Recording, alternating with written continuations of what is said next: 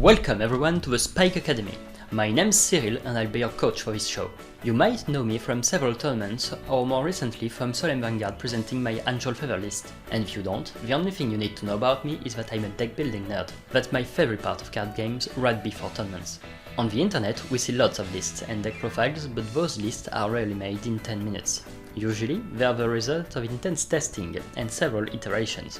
I think knowing the steps someone went through when building his deck is very interesting, both to understand the reasons behind the final list and to get better at building our own list. That's why in this series of videos I invite you to follow me on this journey where from a vague idea we'll try to make fun and competitive decks. I hope that my videos will later help you come up with your own spicy builds. Now before going on, I want to remind you guys of something. Vanguard is a game. If you're not having fun, you're doing it wrong. Sometimes, having fun means that you won't play the most optimal stuff, and that's fine. Bring that Messianic Blaster deck to a next Premium BCS and spoil other people's fun with a surprise crit 6 attack on your great free ride turn. You're a very frustrating human being, but at least you know how to have your fun. And besides, it's their fault for not worshipping the one through Messiah the Great Warlock. Rest assured, we won't be making dumb stuff just for the sake of being different either. We still want to win a decent amount of times, possibly big tournaments. We'll always aim to win against the big meta decks, and the lowest viability point acceptable will be losing to them and nothing else. Our scale of value is the following: to win beautifully, like restanding a Zoa boosting unit with Culture Gorilla for the win; to lose beautifully, between Bazazael and your healing your opponent had to deal 12 damages to you to win the game; to win poorly, winning with a deck that you don't enjoy playing; and to lose poorly, losing in any way that leaves you unsatisfied. For this first video, we are going to take a look at a deck I spent quite some time building lately, Premium Megacolony. Why Megacolony? Well, most people in my prey group agree that Murakumo is the strongest, or at least the most oppressive deck in Premium right now, closely followed by Dark Irregulars. The reason for that is Howam, who doesn't even let you damage deny in early. If placed on the field turn 1 when going first, the Kumo player is almost sure to win. However, Megacolony is one of the few clans who can actually deal with Howam as soon as it is placed on the field. That's thanks to their new mechanic, the Cradle Markers, and more specifically, Cleared Breeze. This cutie lets us place a Cradle Marker on the field on ride. That means we can simply disable Howam turn 1 and be done with it. Now, we do need to discard a Great Free to get the Cradle Marker, but that's no problem in this deck. Megacolony likes to run a fair amount of Great Frees anyway, and this deck will be no exception. Okay, cool, but even if we survive the early game, how do we win? Megacolony is home to one of the strongest trides in the game, Optyrandus. This guy simply forbids your opponent from calling rearguards. Most decks in Premium right now focus on a strong rearguard offense to carry the game plan. Preventing them to call looks like a decent plan. But Optyrandus costs a heavy CB2 and is a GB2. How do we enable it first right? Well, the answer is obvious, the good young Tempest Sphere. Thankfully, Optyrandus is an act, so we can use Sphere first, then follow with Optyrandus in the same turn. However, that costs a heavy CB3, which means that Bobo will have to join the party. Now we only need one Counterblast, use Sphere, then call Bobo to get 2 CBs back, and use Optyrandus. It's a 1 damage 2 cards combo to start blocking the opponent. That's quite decent.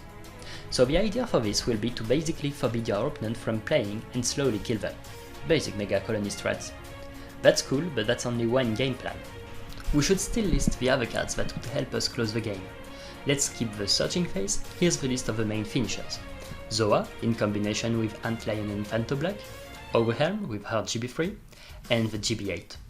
Also, the Great 4 Gridora is another strike that can put a lot of pressure on our opponent at any point of the game. Now, all of these are easy to include except for Zoa, since it requires some specific pieces. We'll have to see if they fit.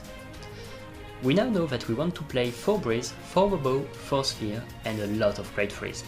How can we support this game plan? First, we need a way to handle units that are already on the field. Thankfully, we already use Cradles. Maybe we can do more with it. The Cradle mechanic is the property of the Dark Phase series and their support. That's why we'll be running the new Dark Phase. It's an easy Cradle generator and he provides field control and instant Cradle retiring, meaning you're sure to get the value from your marker. The units won't be sent to Soul or locked away. As for the main Great 3, it will be Dark Phase Ghidorah of course. but not the V version. The G version of the card is way stronger in this deck for several reasons. Once we get to Stride, V Gridora doesn't do anything for us anymore. She's at most a protect generator. Going first, she needs the opponent to have an early field to be relevant. Most vanilla decks will have one, true, but aside from those, it will be very rare. G Gridora's first ability is very precious here. Going first, it's a mini Optyrandus and you can block an entire column. That means 1 to 2 attacks less every turn if your opponent restands his field, for example with Nuedayo, which is way worth the loss of a protect marker. Going second, she's a backup too if we can't Optyrandus right away for some reason.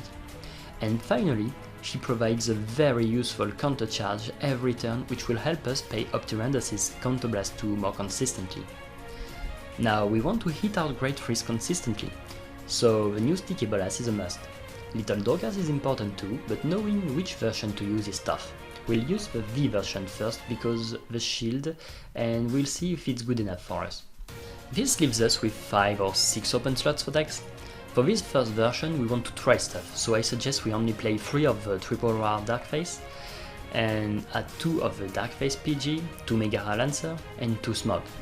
The Darkface Perfect Guard is because Cradles can search for it, and the resource skill might come in handy. Megara Lancer will fuel our soul for both Grade 3 and Grade 4 Gridora, and Smoke will enable some multi-attack that will let us be offensive and not just defensive. The trigger lineup will be quite classic with the addition of 2 stands to help with the resources. Let's forget about Zoa for now. Okay, so we just had a few games and we already noticed some very interesting things. Optyrandus is actually harder to set up and chain than expected. Also, due to Murakumo's inability to do stuff without a standing Ryuga, Gridora Grade 4 is actually putting way more work than expected. The stand is useless most of the time, and Smug has no decent target to restand. Even the Darkface Sentinel wasn't satisfying as the resources it gave weren't meaningful most of the times. For this second round, let's do a 180 and remove all those. The trigger lineup will be completed with crits, 1 vanilla and 1 30k shield. We should also play a grade 1 Perfect Guard because it's still good to have with Cradles. I tested this lineup for standard and I'm quite happy with it. Let's see how it does in Premium. In the grade 1s, let's reduce the order to 1 as it too can be searched for with Cradles. Instead, Morphosero will make its appearance. This card is awesome because it's more field control and Cradle synergy. Then let's replace 2 Dorcas with 2 Butterfly for the resource management we lost and some well needed power gain. As for the grade 2s, I just remembered that Dangerous Horn exists. It's both a 10k base Vanguard defensively and a 5k offensively, so it will be awesome for damage denial. It's also a 316k beater later, which is quite decent considering what we had before. Finally, the Great Freeze gets completed by more Dark Faces. This will make Sticky Bolas more likely to hit 2 cards. Alicides is a good beat stick and its skill remains useful occasionally, so it should be good. This is so much better. Everything played out more or less as expected. Even the one-off crit felt great, as it was useful every time we drew into him. Now there are still some small details to adjust, like Optyrandus is actually useless, and how do we win? 90% of the time, Gridora is the preferred stride.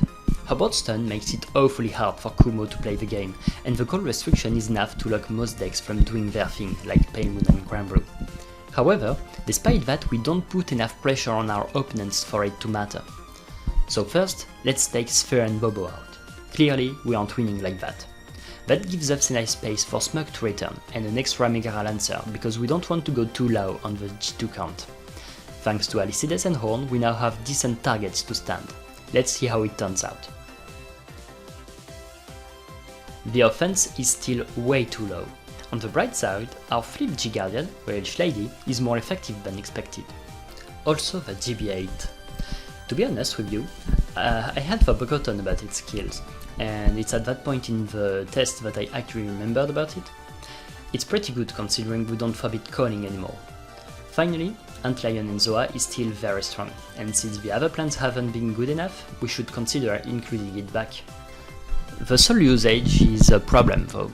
Sticky and Smug make the soul go down way too fast, so we don't have any left for Gridora.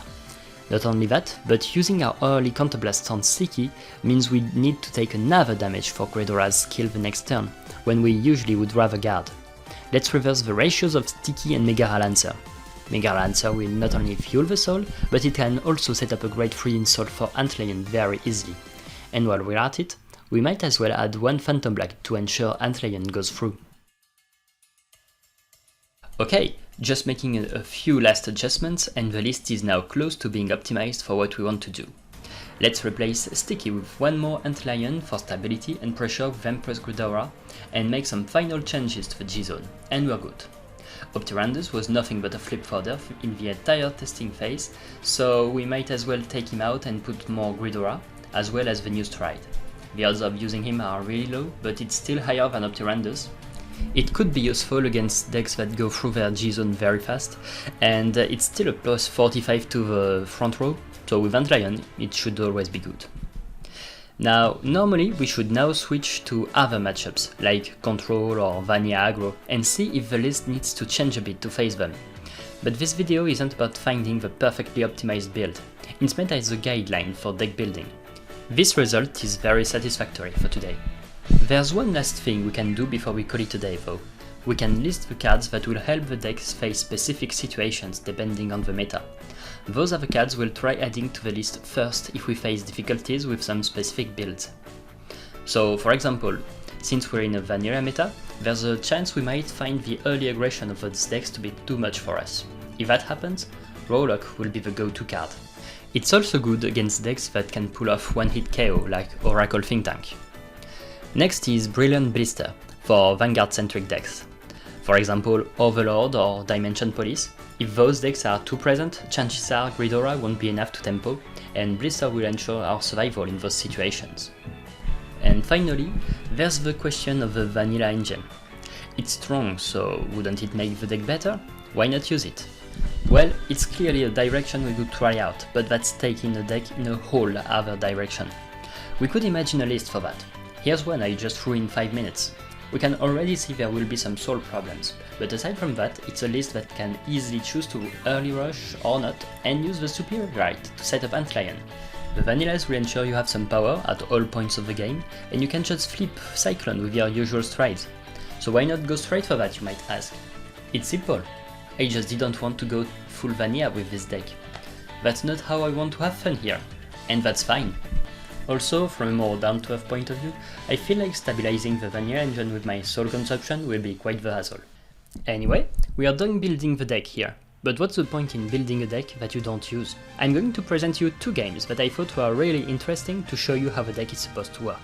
I'm going to comment them both, as some moves may not be that obvious, especially those that concern damage denial.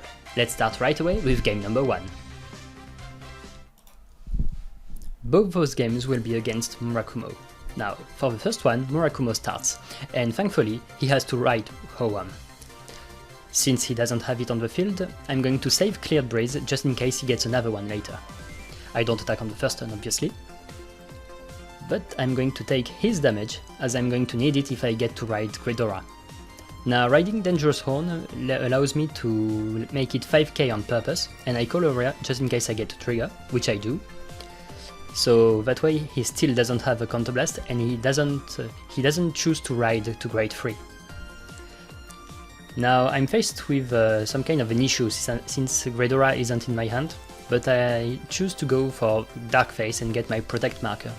This should give me enough defenses to survive the first right turn, since I'm still on 1 damage. I also choose to deal him some damages because now I'm on grade 3, so it's easier for me to survive, and I still don't have Greedora, so I need that drive check. He finally gets to Ryuga, and with 1 counterblast he's going to be able to Noedayo very easily, so now it all depends on his setup.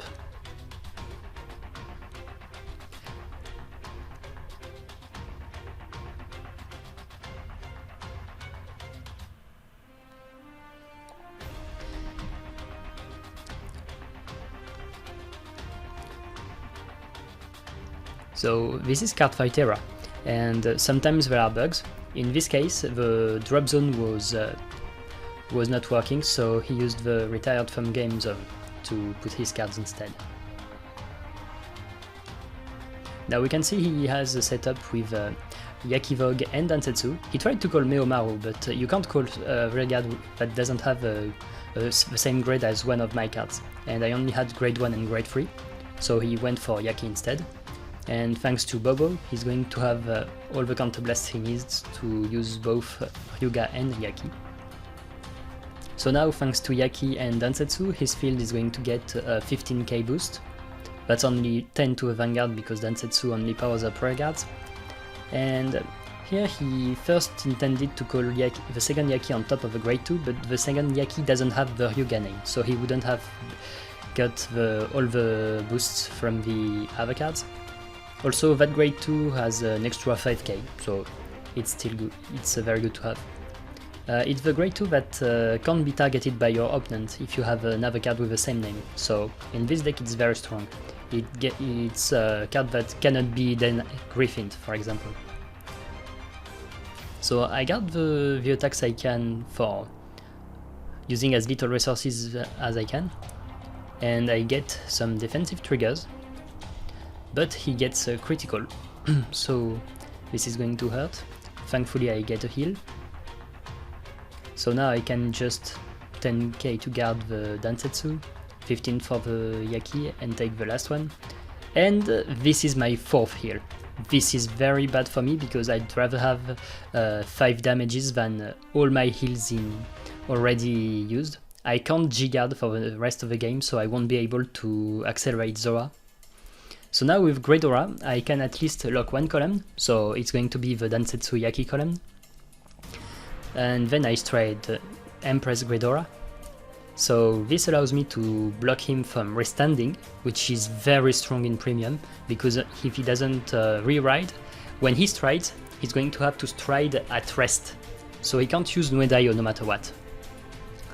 Also, thanks to the Cradle markers, I get to Cradle the Yaki, use more Zero, call the Grade 3 Dark Face, the triple R I mean, and then I get to Cradle the second card in the column, Dansetsu, which means that when the new Dark Face attacks, the column will be empty.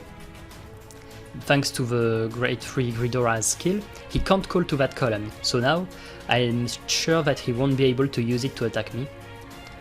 If I had let the rears in that column be, he would have been able to stand them with Nuedaio in, at least. So now I'm safe. And I can still do quite some damages thanks to both my rears and my Vanguard. So now he first goes for a G-Guardian, but Greadorak prevents you from calling from anywhere but the hand, meaning that you can't use G-Guardians either, because this is calling. But in any case, the heal is enough to guard, so that's since it's a 20k shield.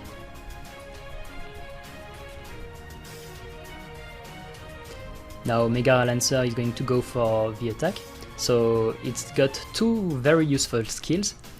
First, I get to put my Grade 3 in Soul, which is going to prepare an Antlion later, but also it forbids intercepts, so he has to overguard.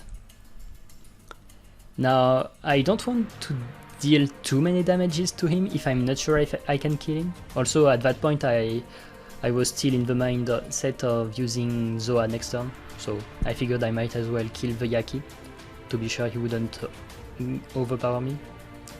I think I was a bit too scared this game, because that's a double critical trigger. I could have dealt 3 damages, and I think that would have put me in a very good position for the rest of the game. But the question was does he have another Ryuga in hand? Because if he does, he can re-ride and then do the normal turn, which would have put me in a very bad shape.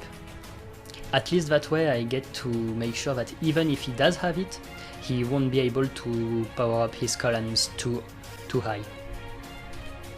Also, if you look at my hand, I only have a Protect and 3 Great Freeze. I do have a 30k crit, but it won't be enough for a full turn. He goes for Shibaraku, because since he can't attack, at least he can use skills and try to get more defenses. Thanks to the grade 1, he also gets to add the Ryuga to his hand, which means that he will be able to re-ride next turn. and now with Shibaraku he's going to add more defenses to his hand. His only aim for this turn is to survive my next turn, because he knows he can finish me off if he has one more turn. And he's got a pretty decent hand. I know he has 2 Great Freeze, but 2 heals, 1 crit. He should be able to do something, at least. Trying to take out my Grade 2, but I don't care, I have Dangerous Horn in hand anyway. Now, Greedora's ability is very good for me here, because it not only does it give me back Counterblast, but it takes one from my opponent, and Hyuga needs his Counterblast.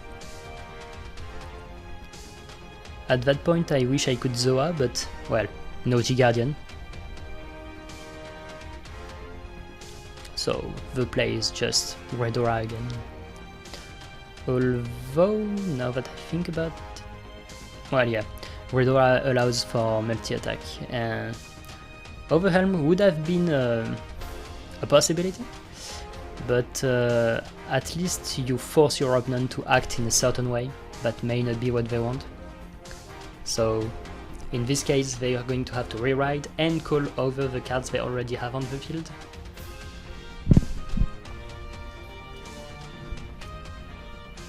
So hitting the intercept. And then I could go for another Hell Demise, but Dark-Faced Greedora plus the Dangerous Horn could put... well, if Dangerous Horn went through, then I just had to call Antlion, and I would have had a powerful crit to attack. But, well, here I could have given the criticals to my Vanguard again, but, well, it's kind of a reflex for me, sadly, a bad reflex. I prefer giving my critical triggers to the rear guards to make sure that they don't get too many defensive triggers. Also here you see I didn't use Antlion because he already had the 4 Sentinels out of the deck, so I knew he didn't have one in hand, and I was pretty sure he would have had enough resources in hand to block the 52,000 attack, so I figured I might as well not waste 2 cards from hand. Here you see him stride first because he, for a moment he had forgotten he could just rewrite, but then of course he does it. That Central Arrestor is very annoying because that's 2 more attacks from Nuedayu.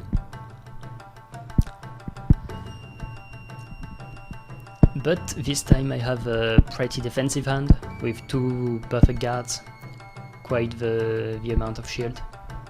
I can do stuff.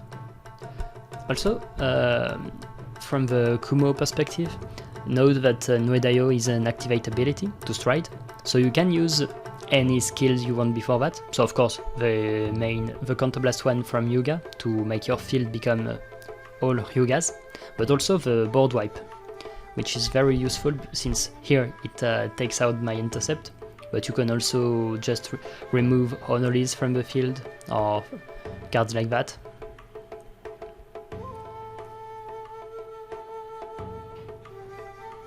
Gets another Hyuga, but it won't matter. Either he kills me here or I kill him later, the next turn.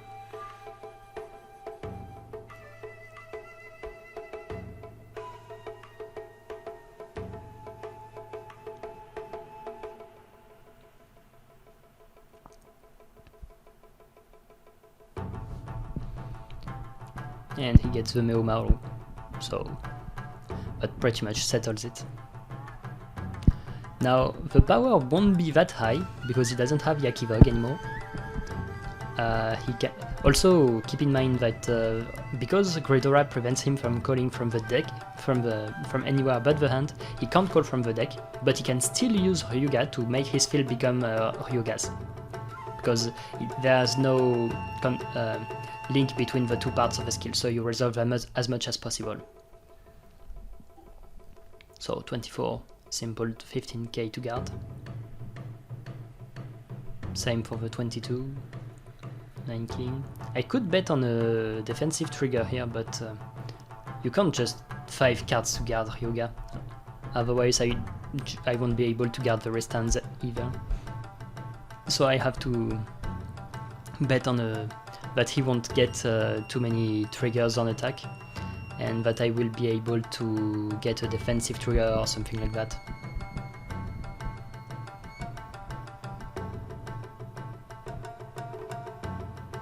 Because that's still 4 attacks.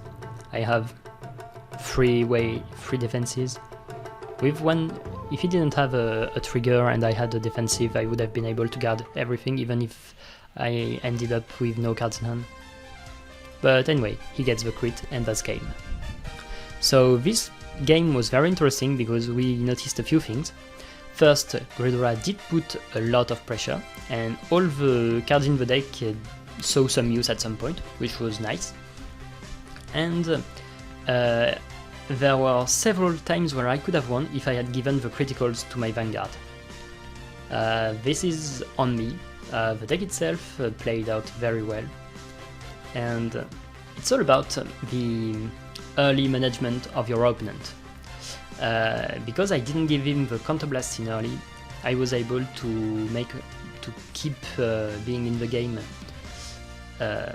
despite not having my Ghidorah on the first right turn.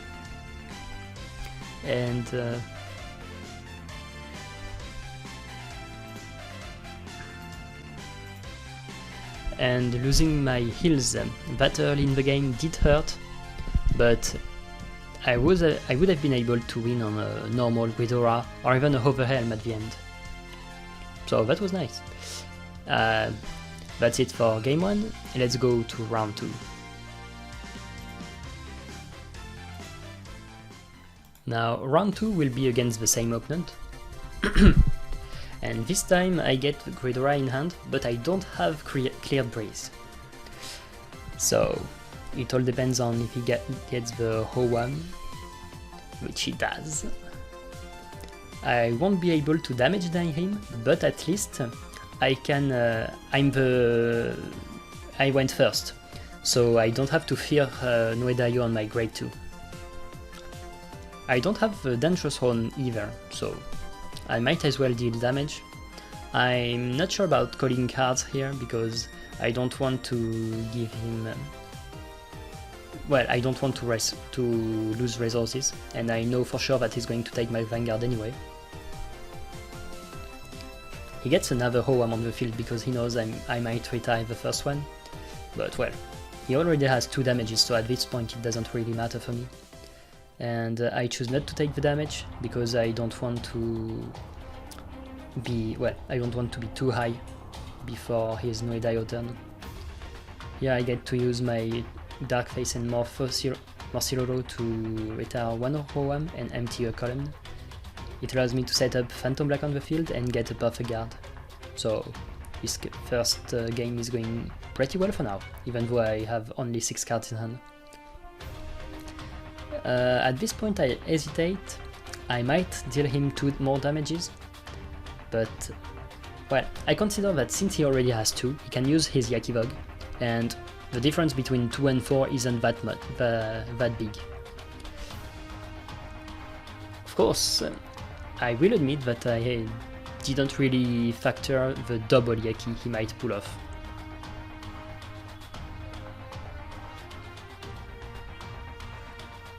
Which he does. He now can use Ryuga to call another Yaki, and he has the counterblast to just go full face. But that still costs cards in his hand, so that's that many cards he won't be able to use for defense.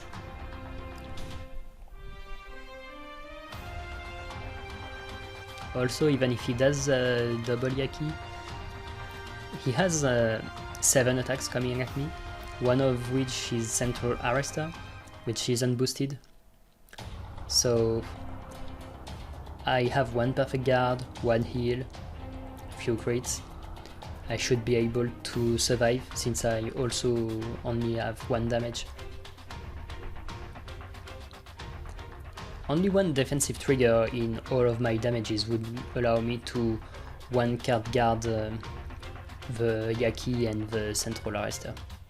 And I get a defensive draw, which is one of the most powerful things you can have during your opponent's turn. So I get to guard the Yaki with a G-Guardian. Take the 65,000 of course, and the Nuedayo. He doesn't get triggers, which is very good for me, and I get a heal, but I can't heal since he's on 4 already. So now that the 29 can't hit, and Central Raster cannot attack a rear guard, so it's a wasted attack for him. The 37k is easy to guard, the question is with what? And the 65, well, since he can't attack me anyway, he can't beat me anyway, so he might as well destroy my rear guard. I'm tempted to guard it, honestly, but it's not really worth it. I can always call other cards. And I even draw the Dangerous Horn, so I didn't lose anything.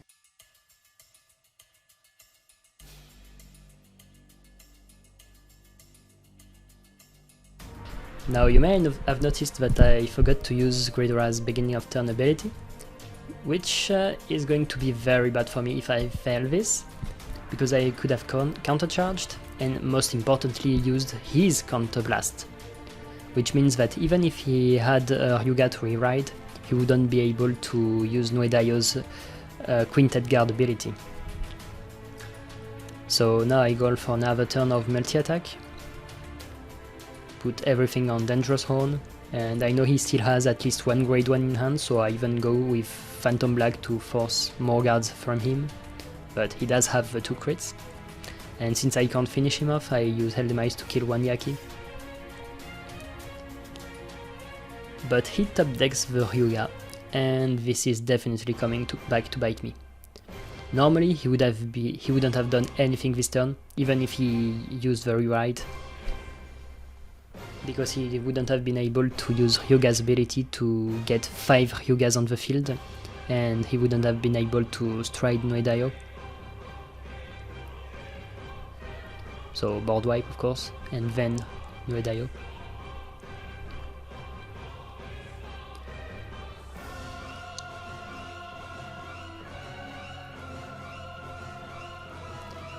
To be honest, I consider this game is my loss, but the deck has won, because if I didn't misplay there, I would have definitely won the next turn. At most he would have had 3-4 cards in hand if he had gone for Shibarak Buster. And then another turn of Greedora or Overhelm would have finished the deal. But here he gets triple triggers, so this is a great way to tell me to not screw up the next time. Anyway, I hope you enjoyed those 2 games. I think they were pretty nice, because even though I didn't win, they were both very interesting to see what this deck is about and what it can do in the format. Clearly the games were pretty even. The second one in particular was definitely my win if I didn't forget to counterlock him. And the first one was, even though things didn't exactly go my way, I mean I didn't get my Greedora on the first right turn, but at least I managed to survive, and I managed to climb my way back up in the game thanks to Great for Greedora and the column lock.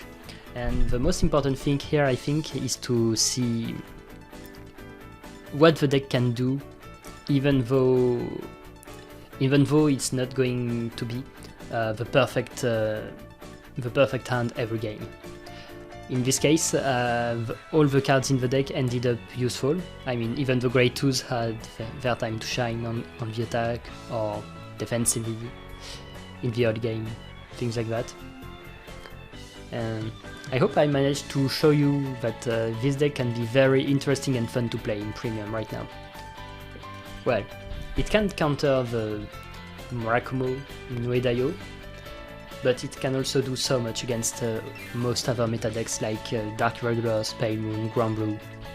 Clearly, it's a fun deck that can hold its own against most meta decks right now. I hope that this video was of some interest to you. I hope that my explanations were clear enough. This was my first ever video, so please tell me in the comment what you thought of it. What was good, bad, and what I can do better the next time. Enjoy yourselves out there, and I hope to see you in the next video. À la prochaine!